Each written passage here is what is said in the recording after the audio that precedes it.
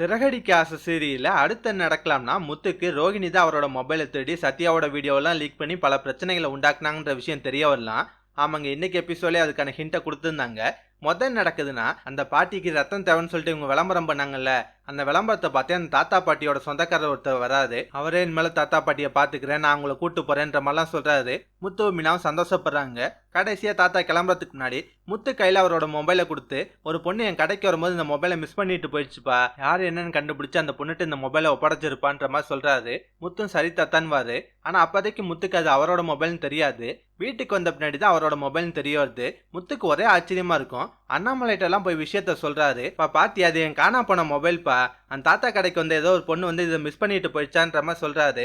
கடைசியா அந்த பொண்ணு தான் என்கிட்ட இருந்து மொபைலே திருடி இருக்கணும், அதெல்லாம் சத்யா வீடியோ லீக் பண்ணது அதுவாக தான் இருக்கணும், யார் அந்த பொண்ணுன்னு கண்டுபிடிக்கணுன்ற மாதிரிலாம் பேசிட்டு இருப்பாரு. இதெல்லாம் ரோஹிணி கேட்டுட்டு தான் இருப்பாங்க. ரோஹிணிக்கு பயங்கர ஷாக் ஆகுது.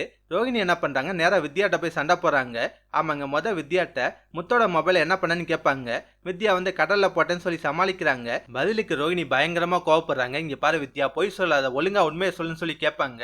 வித்யாவும் போற வழியில மொபைலை மிஸ் பண்ணிட்டதா ஒத்துக்கிறாங்க. இப்ப ரோஹிணி வித்யாவை கண்டபடி திட்டுறாங்க. உனக்கு கொஞ்சம் கூட அறிவே இல்லையா, ஒரு சின்ன வேலையை கூட உருப்படியா சேர்த்தல, நீ எல்லாம் எதுக்குமே லாக்கில, சுத்த வேஸ்ட்னு சொல்லிட்டு கண்டபடி திட்டிட்டு இருப்பாங்க.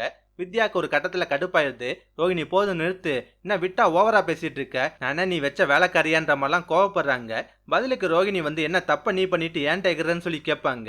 அதுக்கு வித்யா வந்து தப்பு பண்றதை பத்திலாம் நீ பேசவே கூடாது, ஊர்ல இருக்க எல்லா அயோக்கியத்தனத்தையும் நீ பண்ணி வச்சிருக்க, உன் இஷ்டத்துக்கு நீ ஃப்ராடுத்தனம் பண்ணிட்டே இருப்ப, ஏதோ பாவம் ஃப்ரெண்டுன்னு சொல்லிட்டு எல்லாத்துக்கும் சப்போர்ட் பண்ணா, ஏதோ சின்னதா நான் தப்பு பண்ணதுக்கு இவ்வளவு கோவப்படுறன்ற மாதிரிலாம் பேசுறாங்க. இப்படியே வாக்குவாதம் நடந்துட்டே இருக்கு. கடைசியா ரோஹிணி வந்து, உன்னெல்லாம் ஃப்ரெண்டு நினைச்சு பழகினேல, அது ஏன் தப்பு தான், உன்ன மாதிரி ஆளு கூட எல்லாம் நான் பழகிருக்கவே கூடாதுன்ற மாதிரிலாம் சொல்றாங்க. பதிலுக்கு வித்யா வந்து, இதெல்லாம் நான் தாண்டி சொல்லணும், நீ சரியான சுயநலவாதி, உன் வாழ்க்கையை காப்பாத்துறதுக்கா யாரை வேணா பலி கொடுப்ப, தேவைப்பட்டா என்ன கூட பலி கொடுப்ப, உன் சவாசமே வேணான்ற மாதிரிலாம் பேசிட்டு இருப்பாங்க. அதோட தான் இந்த வாரம் சீரியல்ல முடிச்சிருந்தாங்க. இதுக்கப்புறம் என்ன நடக்கலாம்னா, ரோஹிணியும் வித்யாவும் இதுக்கப்புறம் உனக்கு எனக்கு சம்பந்தம் இல்ல, நம்ம ஃப்ரெண்ட்ஷிப் இதோட கட்டுன்னு சொல்லிட்டு பிரிஞ்சு போடலாம் வாய்ப்பு இருக்கு. அதுக்கப்புறம் முத்து வந்து மீனாட்ட சொல்றாரு, ஏன் என் மொபைலை தின்னது பாலராமாவா இருக்கக்கூடாது, எனக்கு இந்த விஷயத்துல ஆல்ரெடி பாலராமா மேலதான் சந்தேகம் இருந்துச்சு, ஏன்னா இந்த மாதிரி கிரிமினல் வேலையெல்லாம் அதான் பார்க்கும், நம்ம கெடுதல் நினைக்கிற ஆளும் அதுதான். இப்ப அந்த தாத்தா வேற அவர் கடைக்கு வந்த ஒரு பொண்ணு தான் அந்த மொபைலை மிஸ் பண்ணிட்டு போச்சுன்னு சொல்றாரு. இதெல்லாம் வச்சு பார்க்கும்போது எனக்கு பாலராமா மேலதான் சந்தேகம் அதிகமாகுது, கண்டிப்பா அதுதான் இந்த வேலையை பார்த்துருக்கணும், இல்ல அது ஃப்ரெண்டு வித்யா வச்சு கூட இந்த வேலையை பார்த்துருக்கலான்ற மாதிரிலாம் சொல்றாரு. இதெல்லாம் கேட்ட மீனாக்கு அந்த சந்தேகம் வரதான் செய்யுது. கடைசியா முத்து சொல்லுவாரு, நான் பாலராமாவோட ஃப்ரெண்டு அந்த வித்யாவை பிடிச்சி விசாரிக்க போறேன், அதுட்ட இருந்து ஏதாவது உண்மை வெளியே வரத்துக்கும் வாய்ப்பு இருக்குன்ற மாதிரிலாம் சொல்றாரு. இதுக்கப்புறம் நடக்கும்னா, முத்து வந்து நேரா வித்யா வீட்டுக்கு போய் விசாரிக்கிறாரு. ஆமாங்க, மொபைலை காமிச்சு, இங்க பாரு நீ தான் என் மொபைலை தின்னன்ற விஷயம் எனக்கு தெரியும், ஒழுங்கா உண்மையை சொல்லு, யார் சொல்லி இதெல்லாம் பண்ணன்னு சொல்லி விசாரிப்பாரு. இப்ப வித்யா வந்து ஏதாவது ஒரு பொய்ய சொல்லி முத்த சமாளிக்கலாம், இல்லைன்னா பயத்துல வந்து ரோஹிணி தான் இதெல்லாம் பண்ண சொன்னாங்கன்ற விஷயத்த வளரவும் வாய்ப்பு இருக்கு.